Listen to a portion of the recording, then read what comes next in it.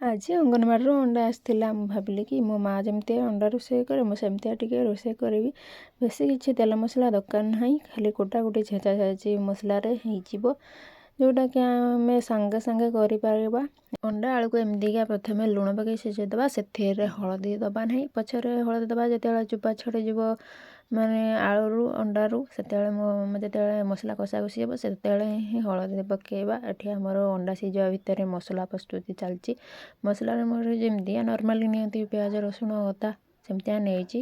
ଏବେ ମୁଁ ମସଲାକୁ ସବୁ ମାନେ କୁଟଣୀ ସାହାଯ୍ୟରେ ଛେଚି ନେଉଛି। ଗ୍ରାଇଣ୍ଡର ତ କରୁଛନ୍ତି ସମସ୍ତେ, କିନ୍ତୁ ଗ୍ରାଇଣ୍ଡର ଠାରୁ ଶିଳବଟାଟା ଭଲ। ତାଠୁ ସହଜ ଆଉ ସୁନ୍ଦର ହେଲା କୁଟଣୀରେ ମାନେ ଛେଚିକି ପକାଇବା, ତାର ଟେଷ୍ଟ ଟିକେ ଅଲଗା ଲାଗିବ, କିନ୍ତୁ ବଢ଼ିଆ ଲାଗେ। ମୋ ମାଆ ଯଦି ଜଲ୍ଦିରେ ଥାଏ ଏମିତିଆ ହିଁ ରୋଷେଇ କରେ। ତାପରେ ଦେଖନ୍ତୁ ସାଙ୍ଗମାନେ, ଏବେ ଆମର ଅଣ୍ଡା ଆଳୁ ସିଝି ଯାଇଛି। ଏବେ ଅଣ୍ଡାକୁ ଭାଜିବା।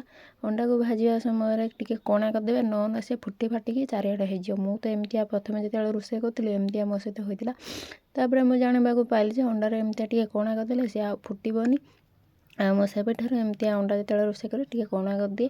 ଆପଣମାନେ କେମିତିଆ କରନ୍ତି କମେଣ୍ଟ ମାଧ୍ୟମରେ ନିହାତି ଜଣାଇବେ। ଏଠି ମୋର ମସଲା କଷାକଷି ଚାଲିଛି। ଛେଚା ମସଲା ତ ଇଏ ବଟା ମସଲା ନିଏ। ଦେଖିବେ ଏମିତିଆ ଥରେ ରୋଷେଇ କରିକି ଖାଇବେ, ମାନେ ବହୁତ ଜଲ୍ଦି ହେଇଯିବ ଆଉ ବଢ଼ିଆ ବି ଲାଗିବ। ଏବେ ସବୁ ମସଲାକୁ କଷି କାଷି ନେବା।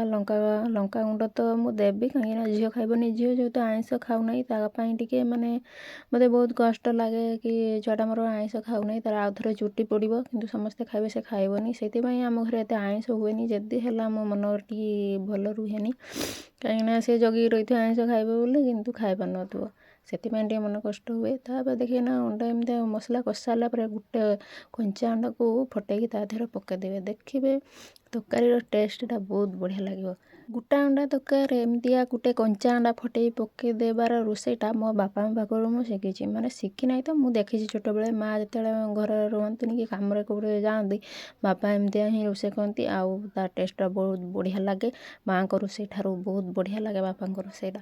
ଆଉ ସେଇ ପ୍ରୋସେସଟା ମୁଁ ଟିକେ ଆଜି ଆପ୍ଲାଏ କରିଛି। କେମିତିଆ ଲାଗୁଛି କମେଣ୍ଟ ମାଧ୍ୟମରେ ନିହାତି ଜଣାଇବେ। ଏବେ ଆମର ତରକାରୀ ପ୍ରସ୍ତୁତ ହେଇଗଲା।